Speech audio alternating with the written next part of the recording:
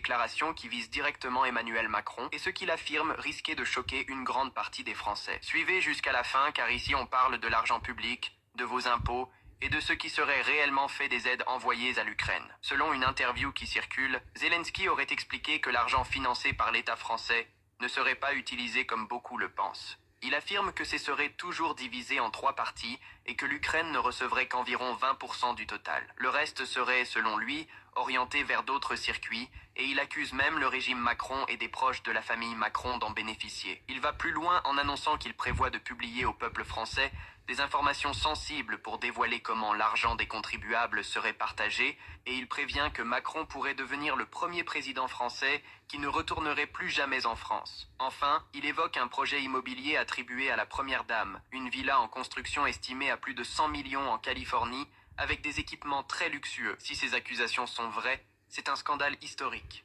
Si elles sont fausses, alors pourquoi cette histoire se répand-elle autant?